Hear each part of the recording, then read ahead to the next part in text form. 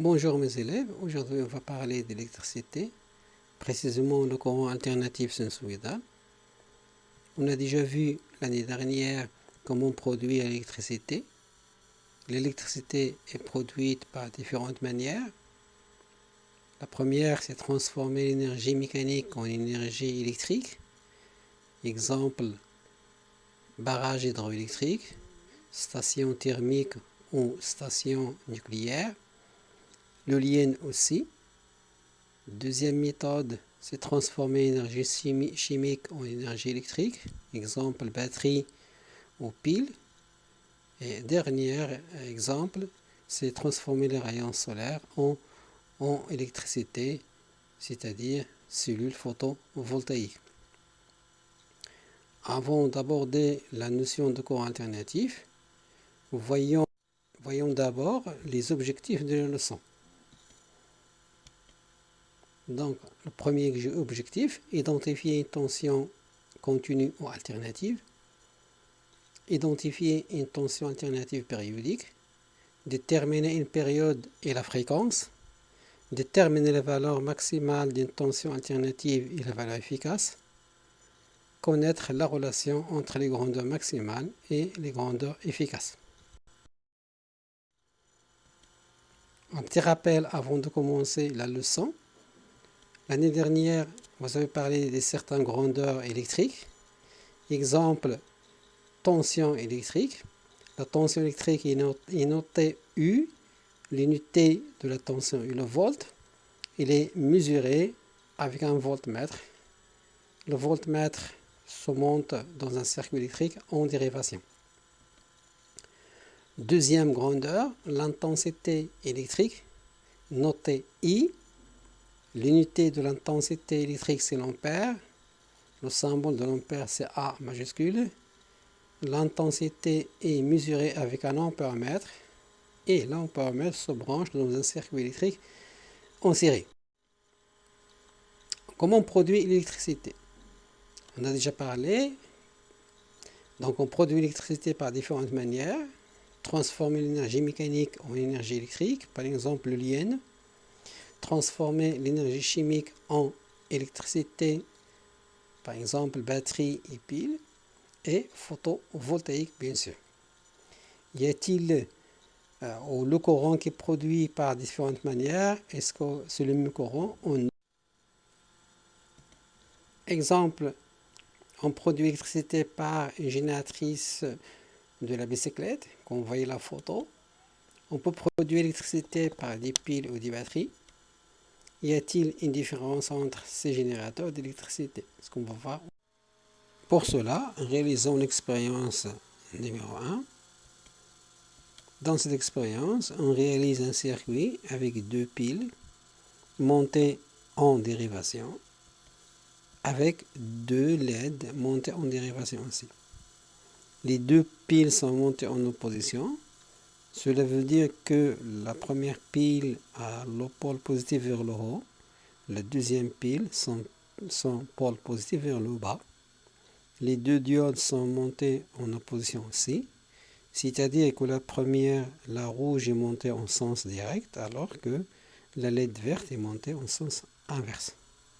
Si on fait fonctionner la première pile, on remarque que seulement la LED rouge qui s'allume, alors que la LED verte est éteinte. Cela veut dire que le courant produit par la batterie circule dans un sens, tel qu'il sort du pôle positif, il circule dans le courant et retourne à la batterie par le pôle négatif. Et ce courant-là ne change pas de sens au cours du temps. Si on fait fonctionner la deuxième batterie, on remarque que seulement la LED verte qui s'allume, alors que la LED rouge est éteinte. De la même façon, la deuxième pile produit un courant dans le sens produit un courant dans un seul sens, c'est-à-dire il sort du pôle positif de la batterie pour circuler dans le circuit et retourne à la batterie par le pôle négatif. Donc ce type de générateurs sont appelés générateurs à courant continu. Cela veut dire que ces générateurs produisent un courant dont le sens ne change pas au cours du temps. Ces générateurs sont symbolisés par DC O égale. Donc la pile et la batterie sont ce qu'on appelle des générateurs à courant continu. Ils produisent un courant dont le sens ne change pas en fonction du temps. Pour mieux comprendre, on va voir l'interprétation du résultat. Donc, si on réalise un autre circuit, plus simplifié, une seule pile de diodes, on remarque, comme le schéma l'indique, que la LED verte s'allume, alors que si on inverse la pile, c'est la LED rouge qui s'allume. Cela veut dire que une tension continue, le courant circule de la borne positive à la borne négative du générateur et ce sens du courant ne change pas au cours du temps. Donc les générateurs à courant continu produisent un courant qui sort des pôles positifs et qui parcourt le circuit et retourne au générateur par la borne négative et ce sens du courant ne change pas au cours du temps. Dans l'expérience numéro 2, cette fois-ci on utilise une génératrice de la bicyclette. Vous savez très bien que la génératrice de la bicyclette produit l'énergie électrique par rotation, par transformation de l'énergie mécanique en électricité lorsque la roue tourne. Lorsque la roue tourne, la génératrice tourne et elle produit du courant. Vous remarquez maintenant que la LED rouge et la LED verte s'allument avec alternance. Ça veut dire qu'ils s'allument l'une après l'autre. Cela veut dire que le courant change de sens. Il prend un sens dans un premier temps, puis il prend un deuxième sens, le sens contraire dans le deuxième temps. Donc ce type de générateur, ils ont une tension variable. Ça veut dire que les pôles du générateur changent en fonction du temps. Tantôt l'un est positif, l'autre est négatif. Après un certain temps, il change de signe. Donc on dit que la tension est variable. Donc le courant aussi change de signe en fonction du temps.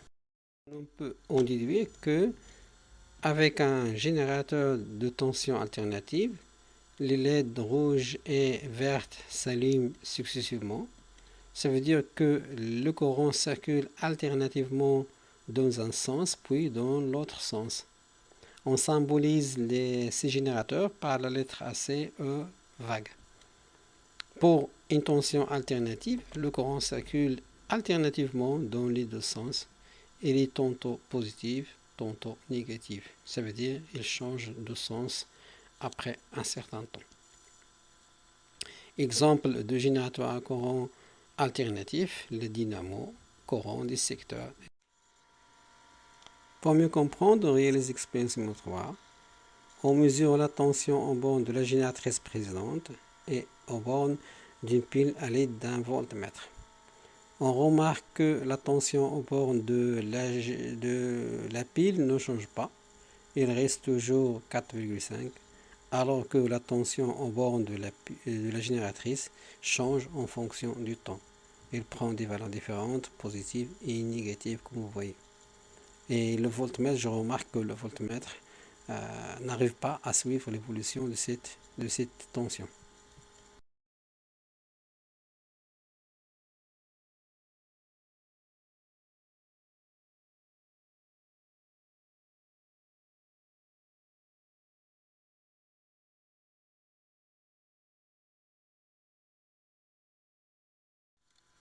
Le voltmètre n'arrive pas à suivre correctement, convenablement la tension en borne de la génératrice. C'est pour cela qu'il nous faut un autre instrument. Cet instrument-là s'appelle l'oscilloscope. Voici une image de l'oscilloscope. Tout d'abord, c'est quoi l'oscilloscope? L'oscilloscope, le mot oscilloscope est composé de deux parties. La première partie, ça veut dire oscillo, veut dire balancer, balançoire. Deuxième partie, scope, veut dire observer. En fait, l'oscilloscope elle observe, elle visualise des balancements.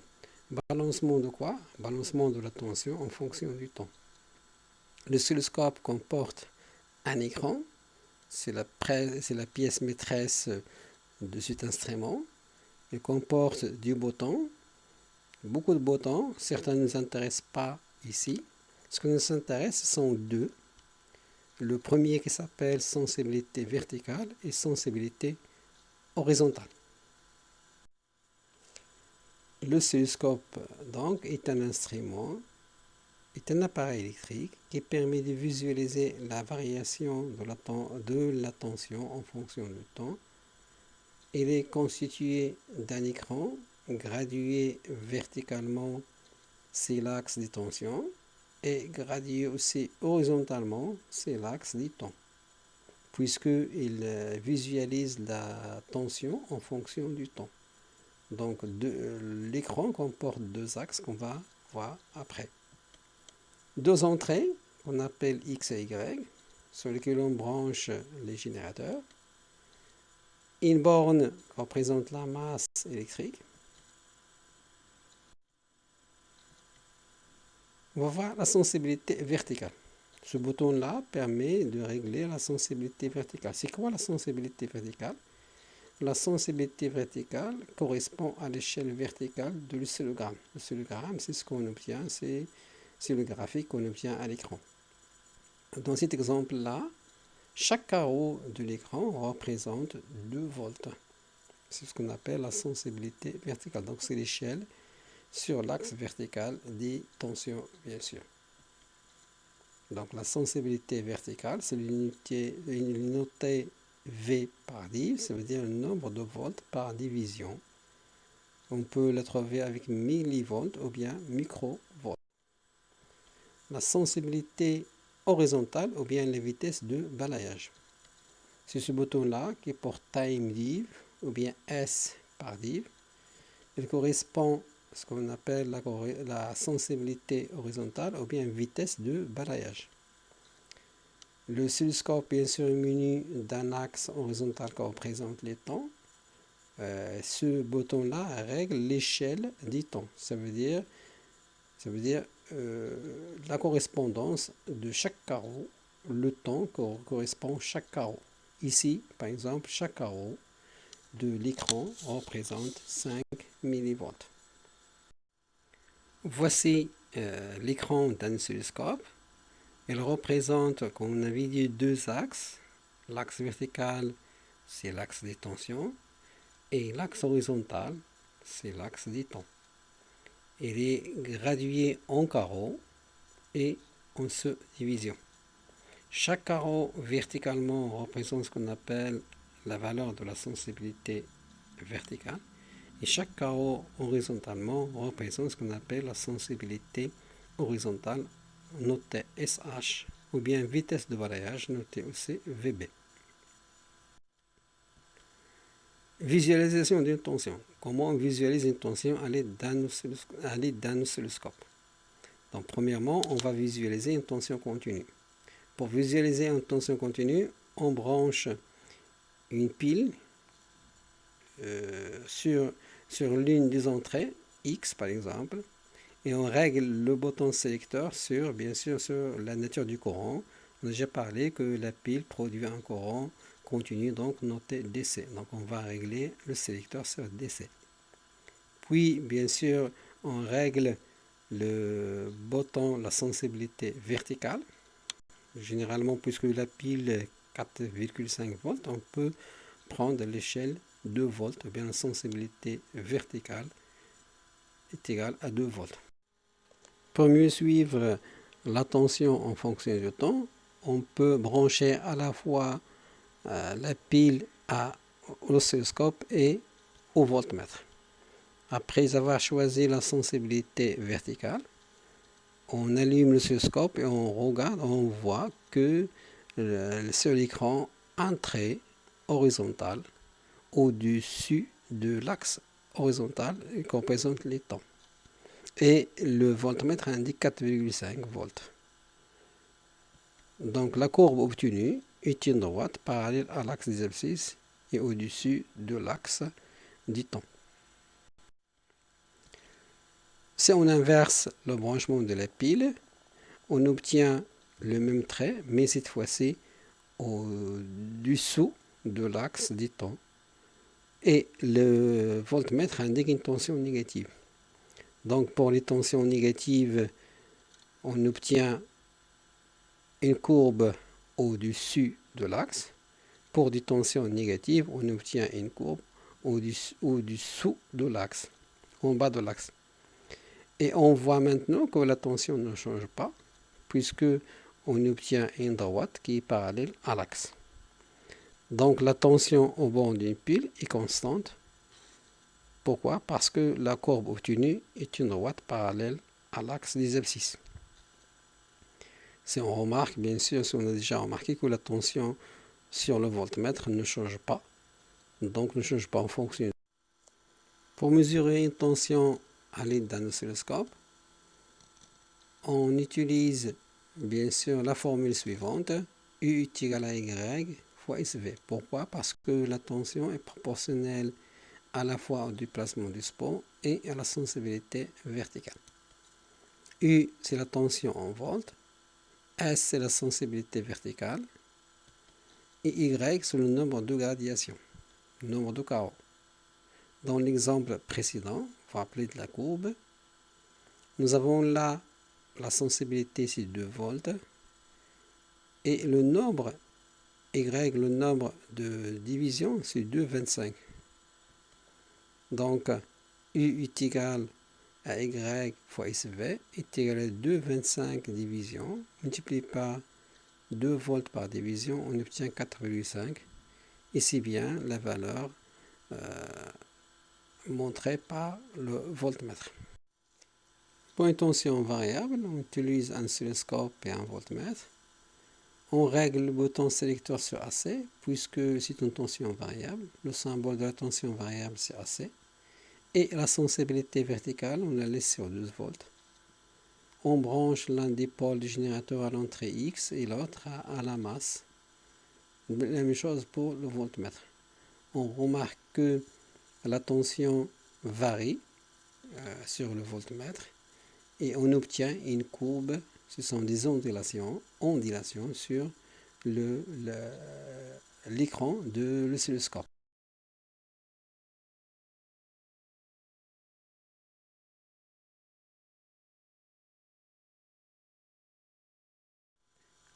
Le graphique de la tension obtenue a l'allure suivante.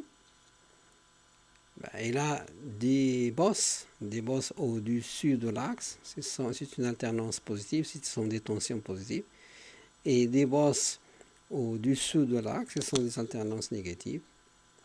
Il a une forme particulière qu'on va appeler sinusoïde. On remarque qu'un motif qu'on a dessiné en rouge et vert se répète à l'infini. Donc, puisqu'il se répète, on va dire que c'est une tension périodique. La courbe obtenue n'est pas une droite, elle n'est pas parallèle à l'axe des abscisses, donc la tension varie au cours du temps. Ce sont des ondulations. La forme obtenue, ce sont des ondulations alternées. Alternées, ça veut dire que tantôt positif, tantôt négatif. Le signal se produit à l'identique pour des intervalles de temps réguliers. On avait dit que donc c'est un signal périodique. Et la partie qui se reproduit, ça s'appelle le motif. Donc le graphique, c'est un motif qui se répète dans le temps. La forme de la courbe obtenue, on l'appelle sinusoïde. Le générateur donc, ce générateur-là qu'on appelle TBF, générateur très basse fréquence, délivre une tension alternative sinusoïdale périodique. Périodique, pourquoi il y a répétition. Alternative, il y a alternance des tensions positives et des tensions négatives. Caractéristiques d'une tension alternative sinusoïdale. La première des choses, c'est la tension maximale. C'est quoi la tension maximale? C'est la plus grande valeur que prend la tension au cours du temps. La tension maximale est la valeur la plus élevée mesurée pour les tensions. On la calcule par la relation Umax, on la note Umax.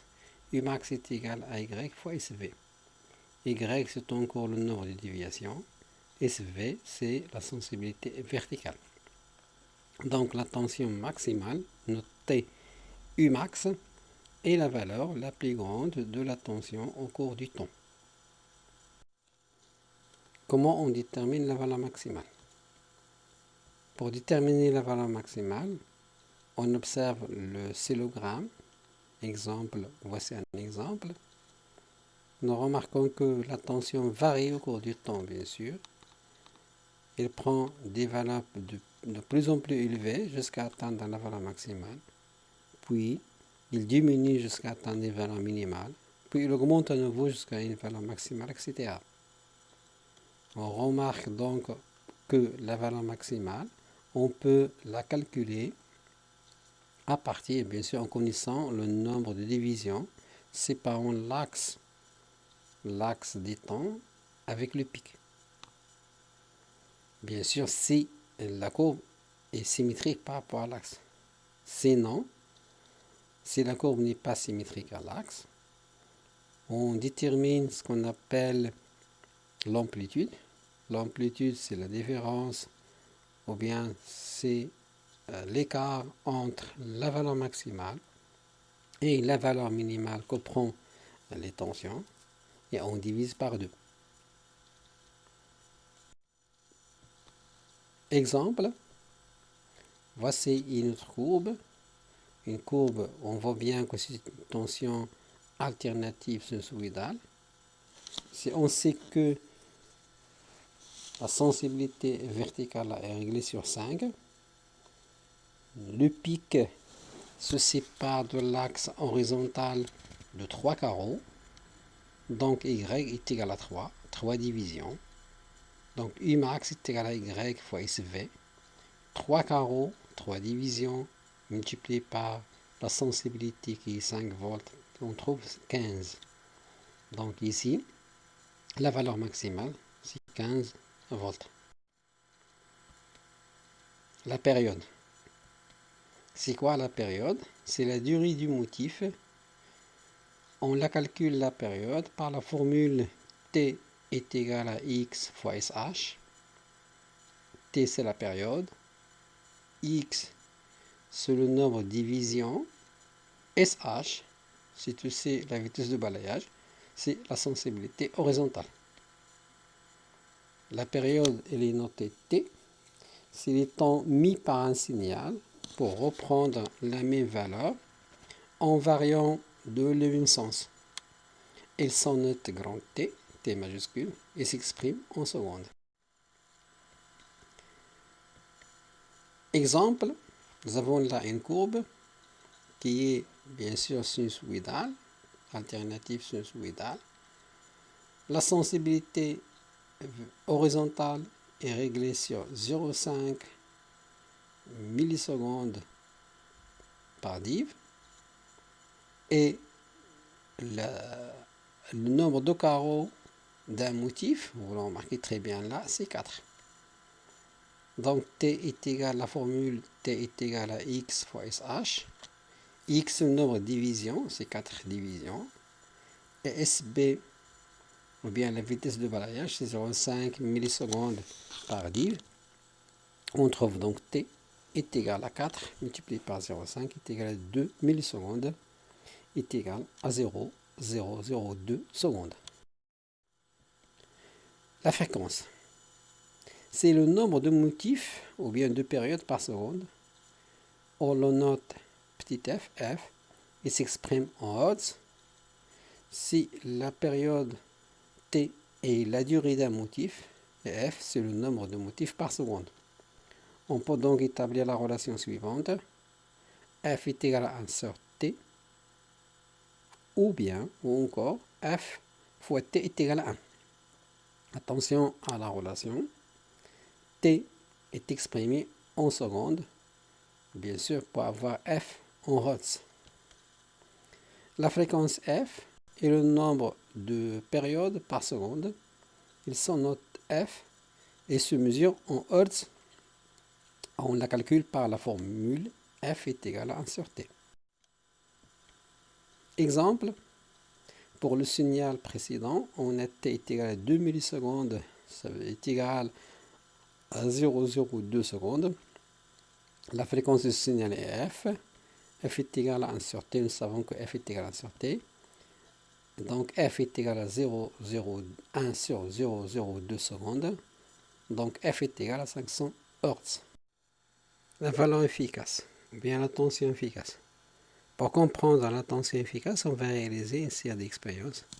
Première expérience, on branche deux lampes identiques. La première avec une tension alternative sinusoïdale de valeur maximale U égale à 12 volts. La deuxième lampe, on va la brancher, on va l'alimenter par une tension continue de tension U égale à 12 volts. Voici la lampe branchée à une tension alternative et celle branchée avec une tension continue. Nous remarquons que la lampe alimentée par une tension alternative sinusoïdale brille moins que celle alimentée par une 12 volts de même tension. Donc, on conclut que la lampe alimentée par une tension continue de 12 volts brille plus que celle alimentée par une tension alternative sinusoïdale de même tension maximale. Pourquoi? Parce que la tension alternative sinusoïdale de valeur maximale 12 volts ne garde pas toujours 12 volts. 12 volts comme valeur maximale diminue en fonction du temps jusqu'à s'annuler, diminue encore jusqu'à atteindre une valeur minimale qui est moins de 12 volts, puis augmente à nouveau, c'est-à-dire que dans un temps donné, dans une période, la tension n'est pas stable, il diminue puis il augmente, ce qui explique la diminution de la luminosité de la lampe. Pour mieux comprendre la relation entre la valeur efficace et la valeur maximale, on va réaliser une deuxième expérience. On branche cette fois-ci une tension alternative sinusoïdale et un oscilloscope et un voltmètre en même temps. Nous regardons bien que le voltmètre affiche une valeur qui est 8,49 volts et d'après la courbe et la sensibilité verticale, on calcule la valeur maximale. Vous voyez très bien que le nombre de divisions c'est 2,4 et la sensibilité c'est 5 volts par div. Donc la tension 2,4 div fois 5 volts par div, on trouve 12 volts. Donc nous remarquons que la valeur affichée par le voltmètre elle est différente de celle affichée par la valeur maximale affichée par l'oscilloscope, c'est l'oscillogramme. Deuxième expérience, la même chose. Cette fois-ci, on prend une autre valeur de tension. Le voltmètre indique 10,6 et l'oscillogramme, nous pouvons lire la valeur maximale à partir de l'oscillogramme, c'est 15 volts, puisque nous avons la sensibilité, c'est 5, et le nombre de divisions, c'est 3. Donc la tension efficace mesurée par le voltmètre est 10,6. La tension maximale calculée d'après le oscillogramme, c'est 15 volts. Donc, ils sont tout à fait différentes encore. Résumons les deux expériences dans un tableau. Umax, première expérience 12, deuxième expérience 15 volts. U efficace, première expérience 8,49, deuxième expérience 10,6. Si nous faisons le rapport Umax-COF, 12 divisé par 8,49, on trouve 1,41. Et 15 divisé par 10,6, on trouve toujours la même valeur, 1,41. La tension mesurée par un voltmètre est d'un courant alternatif est appelée tension efficace. On la note UF ou bien U. La relation entre la tension maximale et la tension efficace est comme suit. U efficace est égal à U max divisé par 1,41. Ou bien, on peut remplacer 1,41 par racine de 2. C'est quoi donc la tension efficace? La valeur efficace, ou bien la tension efficace, d'une tension variable au cours du temps, est égale à la valeur U de la tension continue qui produirait la même quantité d'énergie thermique dans un conducteur ohmique pendant le même temps que cette tension variable. On note la tension efficace, UF ou bien U. La relation entre la tension maximale et la tension efficace est comme suit. U efficace est égal à U max divisé par 1,41. On peut d'ailleurs remplacer 1,41 par racine de 2. Remarque, comme vous voyez, certains voltmètres peuvent à la fois mesurer la tension efficace, la tension maximale et la tension minimale. Par défaut, on dit que on détermine la valeur maximale à l'aide d'un oscillogramme, oscilloscope bien sûr, et la valeur efficace est celle mesurée par un voltmètre. Mais attention, certains voltmètres peuvent aussi afficher soit la tension efficace, soit la tension minimale ou la tension maximale, comme vous voyez dans cet exemple. Il a un bouton qui permet de basculer entre les trois valeurs, tension efficace, tension maximale et tension minimale, comme vous voyez à l'écran. Donc c'est pour cela, il faut faire attention.